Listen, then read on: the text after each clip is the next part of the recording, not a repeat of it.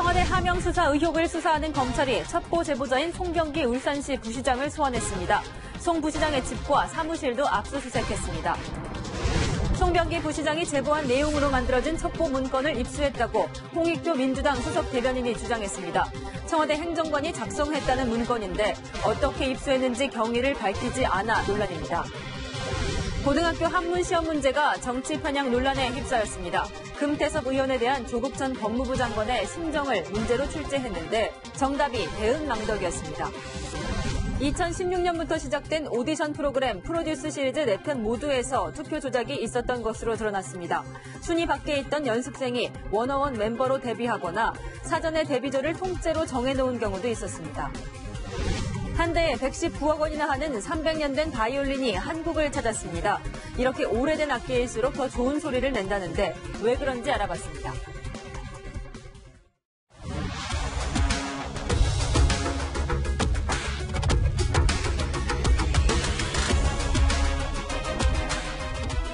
울산 부시장 소환. 검찰이 오늘 아침 송병기 울산시 부시장을 서울로 소환하고 울산 자택과 집무실을 압수수색했습니다. 송 부시장은 청와대에 김기현 전 울산시장의 측근 비리 첩보를 전달한 혐의를 받고 있죠. 첩보를 받은 문모 전 행정관을 소환 조사한 바로 다음 날 첩보 제공자를 부른 겁니다. 검찰은 청와대 다른 관계자의 개입에 주목하고 있습니다. 첫 소식 권솔 기자입니다. 청와대 하명 수사 의혹을 수사 중인 검찰이 송병기 울산시 부시장을 소환했습니다. 검사와 수사관도 동시에 보내 아침 8시 50분부터 송 부시장이 근무하는 울산시청 집무실뿐 아니라 자택과 관용 차량까지 동시 압수수색하면서 강제 수사에 돌입한 겁니다. 어제는 검찰이 송 부시장에게 받은 제보로 김기현 첩보 문건을 만든 인물로 지목된 청와대 민정비서실 문모 전 행정관을 불러 조사했습니다. 총리실 모 행정관과 안부 통화를 하던 중 김기현 시장 측근 비리가 언론과 시중에 많이 떠돈다는 일반화된 내용 중심으로. 오후 1시쯤 서울중앙지검 청사 1층에서 취재진을 만난 송 부시장은 검찰에서 초기 단계 조사를 받았다며 청와대와는 아무 관계가 없다고 말했습니다. 검찰은 송 부시장을 상대로 문 전 행정관에게 김기현 첩보를 전달한 경위와 방법 등을 집중적으로 캐묻고 있습니다. 어제 문 행정관의 진술과 오늘 송 부시장의 진술만이 아니라 9시간 반 동안 송 부시장에 대한 압수수색을 통해 확보한 자료를 종합해 제보 당시 상황을 꼼꼼히 복원하는 작업도 거칠 것으로 보입니다. 제보를 접수하고 전달하는 과정에서 청와대 다른 관계자의 개입은 없었는지도 수사할 방침입니다. 채널A 뉴스 권솔입니다. 이렇게 송병기 울산시 부시장의 집무실이 압수수색 당하기 직전 그의 비서가 집무실 안에서 서류를 정리하고 있었습니다. 이른 아침 뭘 하고 있었던 걸까요? 수상한 움직임 홍진우 기자의 단독 보도입니다. 검찰 수사관들이 울산시청에 들이닥친 건 오전 8시 50분쯤.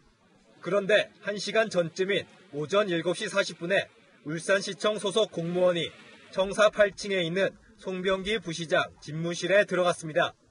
그는 불 꺼진 집무실 안에서 서류를 정리하고 있었던 것으로 확인됐습니다. 신원을 확인한 결과 해당 공무원은 송병기 부시장의 비서였습니다. 송 부시장이 휴가를 내고 검찰에 출석한 날 비서가 이른 아침부터 집무실에 들어가 있었던 겁니다. 검찰 소환 중 이뤄질 수도 있는 압수수색에 대비해 미리 시청에 대기한 것으로 보입니다. 이 비서는 압수수색 중에도 대부분 시간을 검찰 수사관들과 함께 집무실에 있었습니다. 비서가 부시장실에 어떤 서류를 건드렸는지 추가 수사가 필요해 보입니다. 송철호 울산시장은 오늘도 선거 개입 의혹을 전면 부인했습니다. 청와대 전 행정관 만났다고 이렇게 보도가 나왔는데. 나이가? 네네네. 검찰 수사가 송 부시장에 이어 송철호 시장으로 향할지 주목됩니다. 채널A 뉴스 홍진우입니다. 청와대에 처음 첩보를 전달한 송병기 울산시 부시장. 나중엔 경찰에 출석해 참고인으로 진술도 했던 것으로 확인됐습니다. 제보자를 불러 의혹을 확인한 상황이 연출되면서 청부 수사 의혹은 더 커지고 있습니다. 이어서 박건영 기자입니다. 송병기 울산시 경제부시장이 청와대에 제보한 김기현 전 울산시장 측근 비위 의혹은 지난해 지방선거를 앞두고 경찰 수사에 단초가 됐습니다. 청와대가 접수한 이 첩보는 경찰청을 거쳐 2017년 12월 울산지방경찰청에 전달돼 수사가 시작됩니다. 그로부터 몇 주 뒤인 2018년 1월 송병기 부시장은 울산에서 경찰 조사를 받습니다. 자신의 제보로 시작된 수사에 참고인이 된 겁니다. 당시 피의자였던 박기성 울산시 비서실장은 간접 증언이었던 송 부시장의 경찰 진술이 2장짜리 압수수색 영장에 적힌 혐의의 핵심이었다고 주장합니다. 담당 공무원을 불러가지고 질책했다는 이야기를 들은 퇴직 공무원의 진술, 이게 말이 되나라는 거지. 송병기가 씨입니다. 송 부시장은 2017년 12월 김 전 시장의 동생과 관련된 사건에 대해서도 참고인 자격으로 조사를 받았다는 의혹이 제기됐습니다. 하지만 당시 수사팀 소속 경찰들은 수사 내용이 기억나지 않는다며 답변을 피했습니다. 경찰이 하명 수사의 발단이 된 제보자를 조사해 혐의를 확인하고 압수수색까지 나섰다는 지적이 나옵니다. 채널A 뉴스 박건영입니다. 선거 과정에 개입하면 결과에 개입한 것. 과거 추미애 후보자가 국정원 댓글 사건 판결에 대해 트위터에 쓴 글 내용입니다. 법무부 장관에 임명되면 문재인 대통령 청와대의 선거 개입 사건을 지휘하게 되겠죠. 이번에도 같은 논리로 말할 수 있을까요? 김윤정 기자입니다. 정치권에서는 최근 청와대의 하명 수사 의혹이 2012년 국정원 댓글 사건과 비슷하다는 지적이 나옵니다.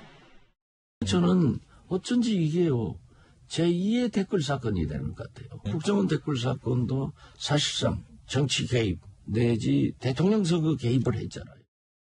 그런데 추미애 법무부 장관 후보자의 5년 전 발언이 새삼 주목받고 있습니다. 지난 2014년 국정원 댓글 사건 1심 재판부는 정치 관여를 금지한 국정원법 위반은 맞지만 선거법상 불법 선거운동으로 볼 수 없다고 판결했습니다. 그러자 추 후보자는 SNS를 통해 정치 개입은 했으나 선거 개입은 아니라는 건 앞뒤가 안 맞는 판결이라며 재판부를 비난했습니다. 또 정치는 과정이고 선거는 결과인데 과정에 개입하면 결과에 영향을 미치니 결과에 개입한 것이라고 강조했습니다. 지금 주체만 국정원에서 청와대로 바뀐 셈입니다. 공교롭게도 윤석열 검찰총장은 당시 국정원 댓글 사건 수사도 이끌었던 만큼 추 후보자가 5년 전 발언처럼 사건 지휘를 할지도 관심입니다. 윤석열 총장만의 호흡을 어떻게 맞춰 나가는지 그런 개인적인 문제는 중요한 것 같지가 않고요. 일단 추 후보자는 목동 남부준법지원센터에 사무실을 꾸리고 본격적인 청문회 준비에 들어갔습니다. 추 후보자는 올 3월 국회에 본인 소유 아파트를 포함해 14억 6천만 원의 재산을 신고했고 아들은 지난해 8월 병장으로 만기 전역했습니다. 청와대는 다음 주 초 인사청문 요청서를 국회에 보내고 올해 안에 임명을 마무리할 계획입니다. 채널A 뉴스 김윤정입니다. 조국이 금태섭을 보는 심정은? 여수의 고등학교에서 기말고사에서 실제로 출제된 문제입니다. 정치적인 소재로 문제를 낸 것도 놀라운데 정답을 들어보시면 더 황당합니다. 공국진 기자입니다. 지난 3일 전남 여수의 고등학교 2학년 기말고사 한문시험 문제지입니다. 조국 제자 금태섭 언행 불일치라는 신문기사를 예문으로 제시합니다. 이어 조국 전 장관이 금우원을 보는 심정을 적절히 나타낸 한자성어를 묻습니다. 5개의 보기 가운데 정답은 2번, 배음 망덕이었습니다. 또 다른 문제입니다. 자유한국당 장제원 의원의 아들이 음주운전으로 적발된 기사가 예시로 제시됐습니다. 이어 아들 사건에 대한 장 의원의 심경을 사자성어로 맞춰보라는 것이었습니다. 정답은 입은 있지만 할 말이 없다. 유구, 무언이었습니다. 이 같은 시험 문제가 인터넷을 통해 알려지면서 출제 교사에 대한 정치적 편향 논란이 이어졌습니다. 정치적으로 그런 거를 애들한테 가르친다는 거는 시험 갖다 출제하는 거는 그걸 갖다 이제 알으라고 되는 거 아니에요. 그건 안 좋은 것 같아요. 금태섭 더불어민주당 의원은 교사의 수업 내용에 대해 정치인이 왈가왈부하지 않겠다며 말을 아꼈습니다. 논란이 확산되자 학교 측은 한문 교사를 상대로 출제 의도를 묻는 성적관리위원회를 열었습니다. 위원회는 정치적 편향성은 없었다는 결론을 내놨습니다.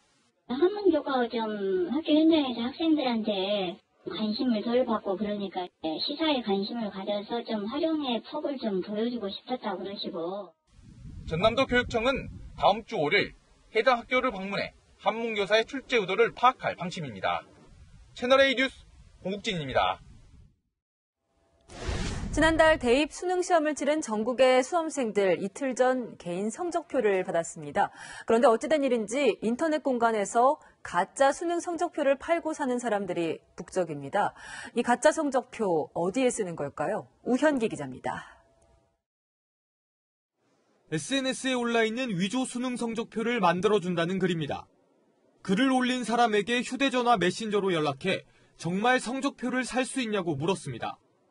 20만 원을 보내면 2시간 만에 만들어주겠다는 답변이 오더니 기자에게 수험번호와 이름, 학교와 선택 과목 등 성적표에 담길 개인정보 양식을 보내줍니다. 또 다른 판매자는 만점 성적표도 만들어줄 수 있다며 요즘은 하루에 30장씩 만든다고 자랑까지 합니다. 판매자가 성적표 예시본이라며 보내준 그림 파일을 출력해 성적표 진본과 비교해봤습니다. 한국교육과정평가원장의 직인 위치는 물론 위조를 어렵게 하려고 평가원 로고를 새긴 워터마크까지 일반인 눈으로는 구별하기 어려울 만큼 똑같습니다. 온라인 물품 거래 사이트와 SNS 메신저 단체 대화방 등에는 가짜 수능 성적표를 사고 파는 이들이 적지 않습니다. 가짜 성적표는 주로 재수학원에서 상급반에 등록하거나 장학금 신청 목적의 성적 증명 자료로 이용됩니다. 성적이 낮으면 재수학원도 들어오기가 어렵거든요. 상담 받을 때도 실제 이제 성적표를 위조해가지고 들고 와가지고. 하지만 파는 건 물론 사는 행위도 처벌 대상입니다. 요청한 학생이나 돈을 받고 위조를 해준 그 판매업자나 모두 형법상 공문서 위조죄에 해당이 되고 또 10년 이하의 징역에 처해질 수가 있습니다. 일부 판매자들은 입금만 받고 연락을 끊기도 해 금전 피해를 볼 수도 있습니다.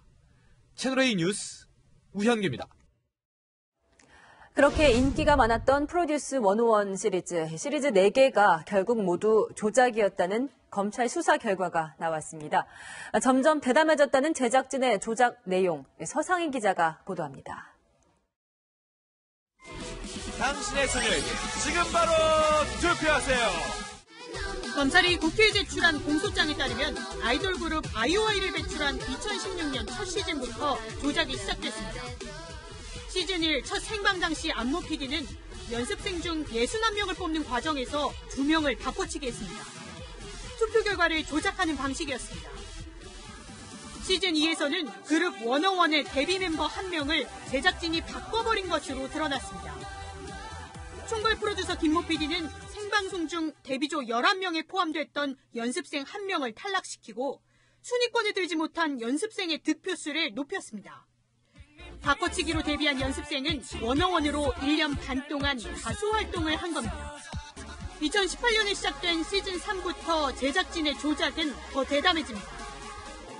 최종 생방송을 앞두고 12명 데뷔조를 미리 정한 뒤 득표수를 끼워 맞췄습니다.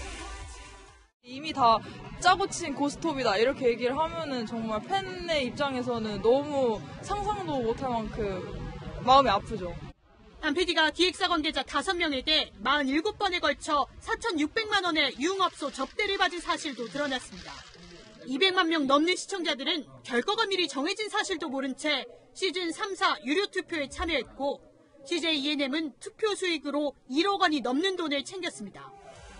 결국 이들의 범행은 최종 득표수가 특정 숫자의 배수로 이어진 사실에 대해 의심한 시청자들의 고발로 혐의가 잡혔습니다. 채널A 뉴스 서상입니다. 프로듀스 시리즈를 진심으로 응원했던 팬들은 더 크게 실망했습니다. 특히 유력 피해자로 거론되는 연습생의 팬들 10억 원의 피해 배상까지 요구하고 있습니다. 최수연 기자입니다. 설마 했던 의심이 사실로 드러나자 시민들은 분노했습니다. 공정하다고 믿고 투표를 열심히 했는데 제가 한 투표가 무의미하다는 생각이 들 때 가장 허탈했고요. 청년들의 꿈을 가지고 연예인 되겠다는 꿈을 가지고 하는 건데 거기서도 이제 조작이 발생해서 노력한 이런 연습의 결과에 대한 마땅한 이런 보상을 받지 못하고 오히려 이런 자본주의 사회에서 그런 꿈들이 좀 엎어지지 않았나. 투표 조작 과정에서 가장 유력하게 거론되는 피해자는 최종 순위 발표 직전 1위였던 A씨. A씨의 팬들은 오늘 성명서를 내고 A씨가 데뷔했다면 정상받았을 금액인 10억 원을 엠넷이 지급해야 한다고 주장했습니다.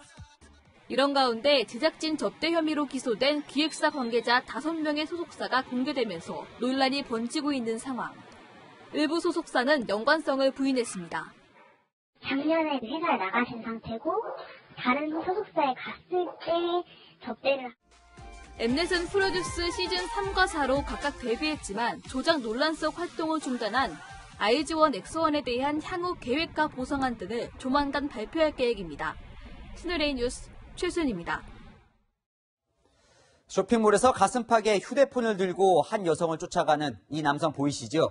지하철역에서부터 이렇게 같은 여성을 따라가며 사진을 찍었는데요. 이 남성 얼마 뒤에 임자를 만났습니다. 조영민 기자입니다. 지하철역 계단을 올라가는 여성 뒤로 검은색 코트를 입은 남성이 바짝 붙습니다. 여성이 방향을 틀자 자신도 황급히 가던 길을 꺾어 뒤따르는데 가슴팍까지 끌어올려둔 휴대전화, 카메라 렌즈가 여성 쪽을 향하고 있습니다. 잠시 후 다른 남성이 나타나 이 남성을 불러 세우더니 곧 두 사람 사이에 실랑이가 벌어집니다. 불법 촬영이 의심되는 남성을 뒤쫓다가 불러 세운 건데 뒤늦게 나타난 이 남성, 야간 근무를 위해 지구대로 출근하던 현지 경찰관이었습니다. 카메라 들고 있는 걸 확인하게 되면서 뭐 하세요라고 이렇게 물으니까 왜 그러시냐고 하고 좀 당황해 하더라고요. 뭐 촬영한 거냐고 이렇게 하니까 뭐 아무것도 아니라고 자기 시간 없어서 가야 된다고 그냥 한번 자꾸 현장을 벗어나려고 하더라고요. 지하철역에서부터 여성에게 바짝 붙는 남성의 행동이 수상해 계속 추적하고 있다가 붙잡은 건데 실제 붙잡힌 20대 남성의 휴대전화에선 청바지를 입은 여성들의 뒷모습을 불법으로 촬영한 영상물이 다수 발견됐습니다. 경찰은 이 남성을 불법 촬영 혐의로 입건했습니다. 채널A 뉴스 조영민입니다. 영하 10도가 넘는 강추위에 대기까지 건조해 전국 곳곳에서 이렇게 큰 불이 잇따랐습니다. 꽁꽁 얼어붙은 날 벌어진 사건 사고들 신선미 기자가 보도합니다. 하늘로 시커먼 연기 기둥이 솟구칩니다. 소방대원들이 물을 뿌려보지만 건물에선 연기가 쉴 새 없이 뿜어져 나옵니다. 축구장 30개 넓이의 물류터미널 신축 공사 현장에서 불이 난 건 오늘 아침 8시 15분쯤. 소방관 170명이 투입돼 1시간 40분 만에 불길을 잡았습니다. 작업자 30명이 한때 옥상에 고립되기도 했지만 무사히 구조돼 인명피해는 없었습니다. 소방당국은 용접 중 단열재에 불똥이 튀면서 불이 난 것으로 보고 정확한 화재 원인을 조사 중입니다. 20m 높이의 목재 폐기물 더미가 불길에 휩싸였습니다. 폐기물 400톤 가운데 100톤이 잿더미로 변했습니다. 불은 5시간 반 만에 꺼졌지만 폐기물에 불씨가 있는지 확인 중입니다. 충북 진천의 농장에도 큰 불이 나 흑염소 2,500마리가 모두 폐사했습니다. 어제는 다시 꺼졌는데 흑염소가 다 죽었네. 건물도 다 탔고. 오늘 새벽 2시 10분쯤엔 2호선 차량기지에서 탈선 사고가 나면서 신도림에서 까치산 구간 열차 운행에 차질을 빚었습니다.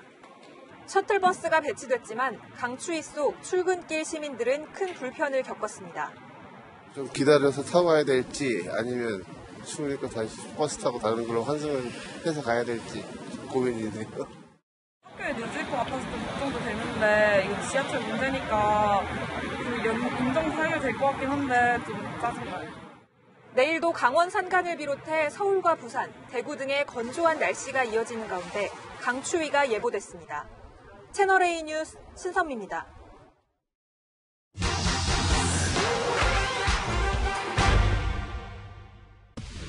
휴대전화 어플리케이션 하나로 승차 예약부터 결제까지 가능한 차량 이용 서비스 타다입니다.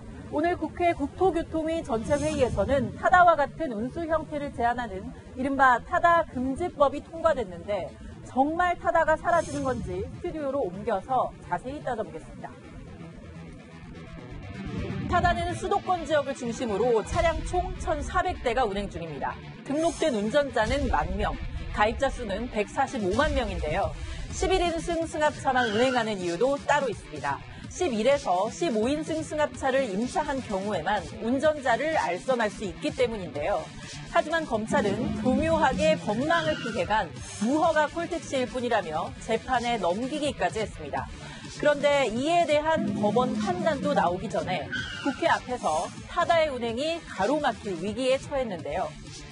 타다가 갖고 있는 그런 혁신적 요소를 택시 제도권 안에 편입해서 이입시켜서 이걸 빠르게 정착하는 의미로 이번에 심사를 한 거기 때문에 저는 타다를 위기에 몰아세운 개정안, 그 내용은 이렇습니다.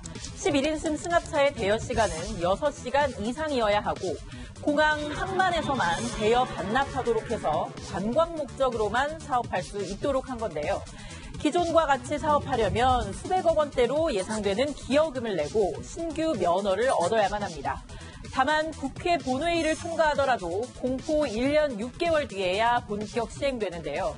새로운 합의점을 못 찾을 경우 타다는 이르면 1년 6개월 내에 사업자가 수백억 원의 기여금을 내든 운행을 멈추든 양자택일을 해야 할 운명입니다. 이상 팩트맨이었습니다.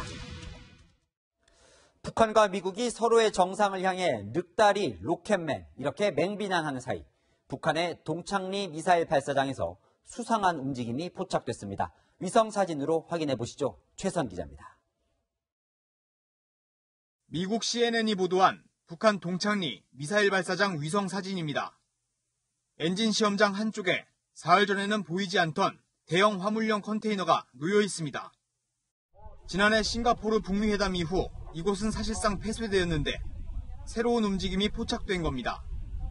북한이 크리스마스 선물을 언급하며 중대사변을 예고한 가운데 ICBM 신형 엔진 시험이 이뤄질 수 있다는 관측이 나옵니다. 북미가 주고받는 말폭탄도 점차 수위가 높아지며 이제는 두 정상까지 겨냥하고 있습니다. 북한은 최근 트럼프 대통령이 김정은 국무위원장을 로켓맨으로 지칭한 것에 발끈해 맞대응에 나섰습니다. 최선희 외무성 제1부상은 정말로 늑다리의 망령이 다시 시작됐다고 강하게 비난했습니다. 화염과 분노로 일컬어지는 일촉즉발의 2017년 상황과 똑같습니다. 당시 트럼프 대통령이 김정은 위원장을 로켓맨이라고 하자 We will have no choice but to totally destroy North Korea. Rocket Man is on a suicide mission for himself and for his regime. 김 위원장 역시 늑다리로 맞받아친 바 있습니다. 지할 소리만 하는 늑다리에게는 행동으로 보여주는 것이 최선이다. 미국의 늑다리 미치광이를 반드시 불로 다스릴 것이다. 이틀 전 박정천 인민군 총참모장은 물리적 격도를 저지시키는 유일한 담보는 두 정상의 친분 관계라고 밝혔는데 트럼프 대통령과 김정은 위원장의 브로맨스에도 금이 가면서 긴장감이 고조되고 있습니다. 채널A 뉴스 최선입니다. 검은 목요일 아름다운 도시 프랑스 파리가 대규모 파업으로 마비됐습니다. 지난해 격렬한 반정부 시위를 일으킨 노란조끼 시위대도 내일 합류합니다. 한수아 기자입니다.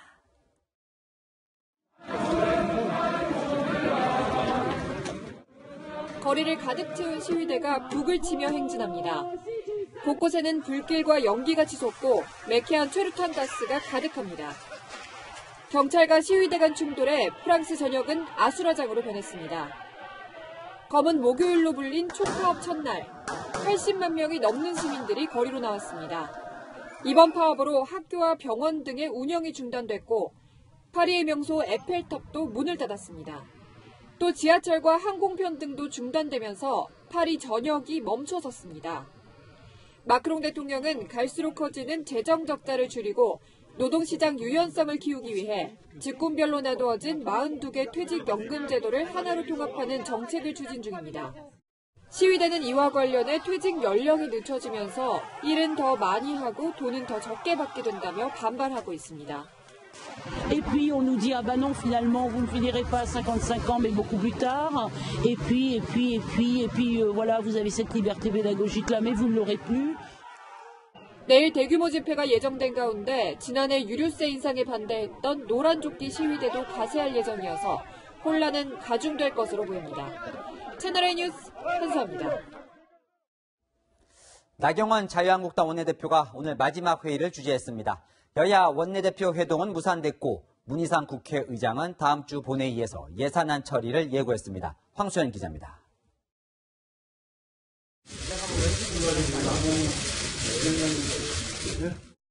생일날 마지막 원내대책 회의를 주재한 나경원 한국당 원내대표. 회의 전 의원들에게 일일이 악수를 건네고 가벼운 거수 경례를 하기도 했습니다. 격동의 1년이었던 것 같고요. 이제 정말 국민들과 함께하는 정당으로 자리매김하는 그런 기반을 만들었다고 생각합니다.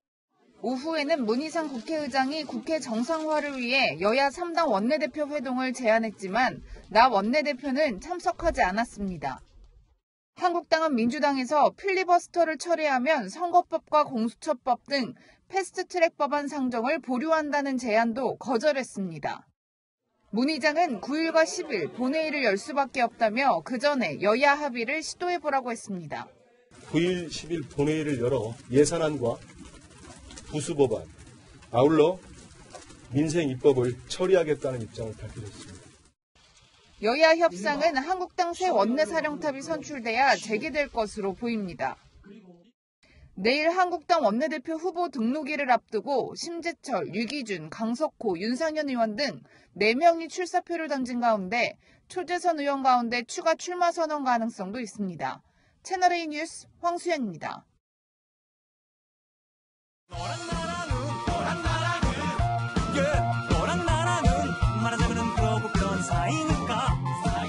네, 여랑야랑 시작합니다. 이재명 기자, 첫 번째 주제 갈까요? 예, 총리 지명 철회설 이렇게 제목을 달았습니다. 네, 후임 총리가 누구냐를 두고 총리 지명설은 많이 봤지만 지명 철회설 매우 낯선 상황인데요. 그렇죠. 어제 법무부 장관의 추미애 전 대표를 지명하면서 후임 총리도 같이 발표할 거다 이런 전망이 많았습니다. 그런데 예측이 빗나갔죠. 그러다 보니 가장 유력한 총리 후보인 김진표 의원을 두고 문재인 대통령이 지명을 철회하는 것 아니냐 이런 관측이 나오는 겁니다. 오늘 회의에 참석한 김진표 의원 무슨 말을 했을까요? 청와대에서 총리 관련해서 이야기가 나온 게 받으신 게 있었습니까?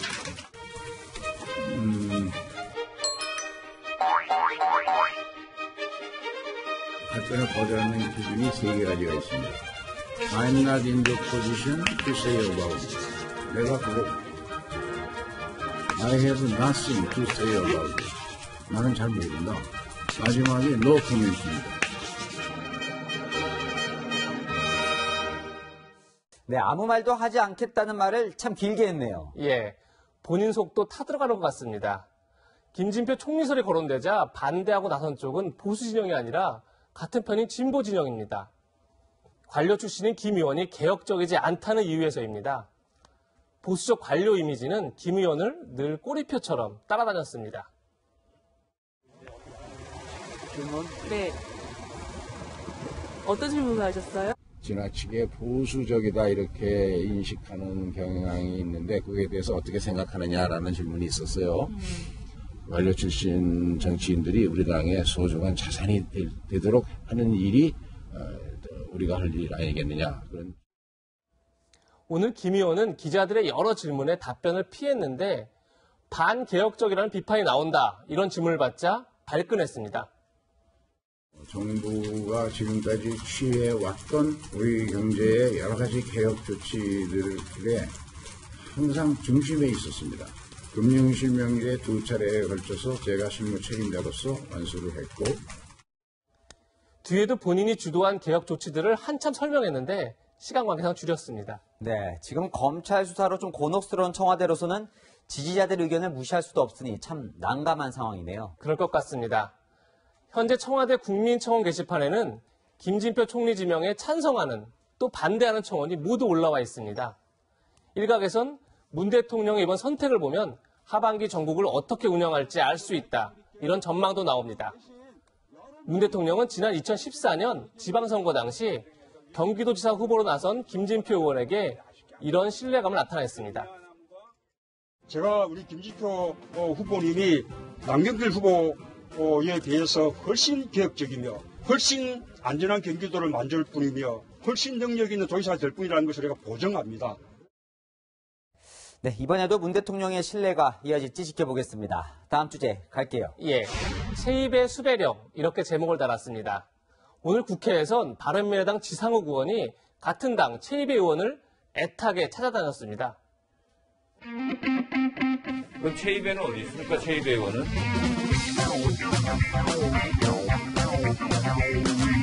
혹시 아는 분 없으세요? 정말 체입의 의원 수배령을 내려야겠구만.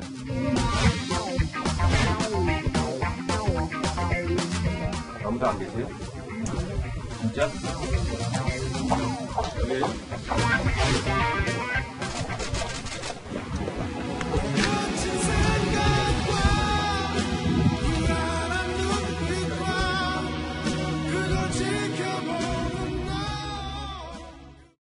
네, 지상욱 의원이 왜 이렇게 체입의 의원을 애타게 찾아 나서는 거죠? 예, 지상욱 의원은 바른미래당 예결위 간사입니다. 간사면 당연히 예산심사에 참여해야 되는데 당 지도부가 당권파인 체입의 의원을 대신 보낸 겁니다. 우리 간사님이 중심이 돼서 또 여야 간에 대화를 통하고 하시는 게 마치 범죄행위라고까지 얘기를 했었습니다. 네, 한 지붕 두 가족. 결국 바른미래당의 당내 갈등이 원인인 거군요. 네, 맞습니다. 내일 모레면 유승민 의원을 비롯한 비당권파가 신당 창당 발기인 대회를 엽니다. 완전히 갈라서는 건데요. 그렇게 되면 이 지루한 진흙탕 싸움도 끝이 날까요? 오늘의 한마디는 당내 갈등도 이쯤 되면 민폐 이렇게 정했습니다. 네, 그런데 정작 같은 당 안에서 왜 저렇게 싸우는지 국민들은 잘 모르시는 분들도 많으실 것 같습니다. 지금까지 여랑야랑이었습니다. 서울 집값이 25주째 오르고 있습니다. 강남만의 얘기가 아니라 강북 뉴타운의 아파트값도 신기록을 쓰고 있습니다. 정부가 집값을 잡겠다고 꺼내든 분양가 상한제에 역풍이 부는 겁니다. 홍유라 기자입니다. 다세대 주택가 맞은편에 2015년 들어선 아파트 단지입니다. 5억 원대에 분양됐었는데 최근 시세가 천정부지로 뛰고 있습니다. 제 뒤로 보이는 아파트의 전용 84제곱미터가 지난달 13억 5천만 원에 거래됐습니다. 이 아파트가 지어진 이후로 가장 높은 가격에 거래된 겁니다. 지난 6월 10억 원대에 거래됐는데 반년도 지나지 않아 3억 원 가까이 오른 겁니다. 30대나 40대 초반 정도 투자하시는 문의들이 많이 오고 있습니다.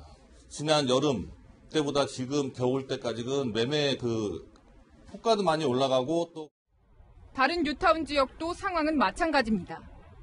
이곳의 전용 면적 84제곱미터 아파트는 지난 4월 8억 6,500만 원에 거래됐는데 지난달엔 11억 4천만 원에 팔려 신고가를 경신했습니다. 분양가 상한제 발표 이후 신규 아파트 공급이 줄어들 것이란 불안감이 커진 탓입니다. 정비 사업의 속도 둔화에 따른 새 아파트의 희소성 부각 이런 것들이 강북 지역이나 뉴타운 지역도 오름세가 지속화되는 현상의 요인이 아닐까. 집값 상승세가 전방위로 확산되면서 이번 주 서울 아파트 가격은 0.13% 올랐습니다. 지난해 9.13 대책 이후 가장 큰 폭으로 상승한 겁니다. 또 서울에서 9억 원이 넘는 고가 아파트는 1년 새 6만 가구가 늘어 서울 전체 아파트의 35%를 돌파했습니다. 정부의 강력한 부동산 규제 정책이 오히려 집값 폭등을 유발하고 있다는 비판도 나옵니다. 채널A 뉴스 홍민아입니다. 요즘 가장 인기 있는 크리에이터 펭수, 방송 프로그램은 물론이고 정부 부처를 찾기도 했습니다. 안녕하세요. 안녕하세요. 안녕하세요. 반갑습니다. 여기 대빵 어디 있어요? 여기 대빵이요. 대빵 어디? 하지만 인기가 치솟으면서 이제 펭수 만나기 하늘의 별 따기입니다. 아쉬움에 펭수를 꼭 닮은 짝퉁 펑수까지 나왔습니다. 이지훈 기자입니다. 커다란 펭귄 인형이 춤을 추며 노래를 부릅니다. 큰 머리에 쓴 헤드폰과 작은 눈동자, 샛노란 부리까지 EBS 인기 캐릭터 펭수와 꼭 닮은 펑수입니다. 인사혁신처에서 박람회 홍보를 위해 제작한 펭수 패러디 영상입니다. 대변인실 공무원이 직접 탈을 쓰고 촬영했습니다. 요즘 이제 자이언트 팽TV의 펭수가 핫하고 좀 친근한 이미지로 뭘 해보자 그런 얘기, 좀 논의가 있어서 정부가 권위를 내려놓았을 때 오히려 국민들이 되게 좋아해 주시다 보니까 펭수 마케팅에 열을 올리는 정부 부처는 인사혁신처뿐만이 아닙니다. 보건복지부에서 가장 먼저 펭수와 협업해 정책 홍보 영상을 만들었고 외교부는 강경화 장관이 펭수와 직접 만나는 장면을 연출하기도 했습니다. 정부가 막 그런 보통 이미지 같이 딱딱한 그런 이미지가 아니라 트렌디하고 그런 느낌이라서 색다르기도 하고 좋았던 것 같아요. 하지만 원작이 있는 만큼 저작권 침해를 우려하는 목소리도 있습니다.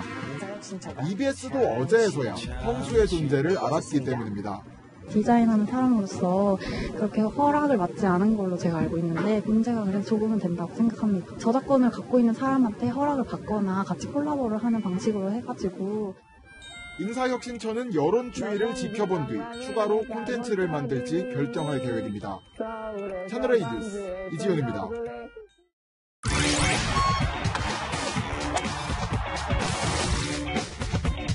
여러분 안녕하십니까? 스포츠 뉴스입니다. 최근 한 여성 격투기 선수의 SNS 팔로워가 23만 명을 돌파했는데요. 실력도 실력이지만 그룹 방탄소년단의 리더인 RM의 사촌 동생으로서 더 주목을 받고 있습니다. 염정원 기자가 직접 만났습니다. 경기 시작 30초 만에 상대를 제압하고 1분 22초 만에 가볍게 TKO 승. 격투기의 새 한류를 이끄는 서지현 선수입니다. 실제로 보니 체격은 작아도 날카로운 눈빛에 우선 기가 죽습니다. 주먹으로, 발로 맞아보니 그 위력도 엄청납니다. 평소엔 수줍음 많이 타는 20살 여성. 사실 저한테 안 맞아요. 내상적이고 누구 때려본 적도 없고 싸워본 적도 없거든요. 사실 하다 보니까 그래도 좀 외향적으로 변하고. 현재 SNS 팔로워만 23만 명이 넘고 특히 해외 팬들의 응원이 많습니다.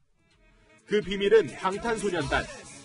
리더인 랩몬스터의 사촌동생으로서 서지연의 인기도 급상승했습니다. SNS에는 랩몬스터의 여장 사진과 서지연이 닮았다는 게시물도 올라왔습니다. 제 계정 아니죠. 명절 때도 약간의 대화를 나누면서 응원하고 있다, 열심히 하면 좋겠다라는 서로 그런 것 같아요. 현재 뛰고 있는 하부리그를 넘어 서지연은 메인 무대 진출로 더 큰 도약을 준비하고 있습니다. 채널A 뉴스 염정원입니다. 오늘 서울은 극심한 한파로 유명한 모스크바보다 추웠습니다. 서울은 영하 10.6도까지 떨어졌는데 모스크바보다 무려 11도 가까이 낮았던 겁니다. 토요일인 내일은 추위 속에 중부지방에 눈이 옵니다. 휴일까지는 예년 기온 밑돌면서 추위가 이어지겠습니다. 내일 새벽 경기 북부와 영서 북부에 눈이 시작돼 오전 6시 무렵부터는 서울과 경기 남부, 영서 남부와 충청 북부 지역에도 눈이 옵니다. 오후 3시쯤에는 대부분 그치는데요. 낮 동안에는 눈과 비가 섞여 내리기도 하겠습니다. 눈의 양은 1cm 안팎으로 예상하고 있습니다. 이면도로나 기온이 낮은 산간 지역은 빙판길이 우려되니까요. 안전운전은 필수입니다. 일요일에는 전국이 맑은 하늘 회복합니다. 옷차림만 따뜻하게 하신다면 야외 활동에는 불편이 없겠습니다. 대기는 날로 메말라가고 있는데요. 강원 영동에는 건조경보가, 서울 등 그 밖의 지역에는 건조주의보가 발효 중입니다. 작은 불씨도 방심하지 마시고 주변을 세심히 살펴주시기 바랍니다. 다음 주에는 심한 추위 없겠고요. 예년 기온을 웃도는 날씨가 이어지겠습니다. 날씨였습니다.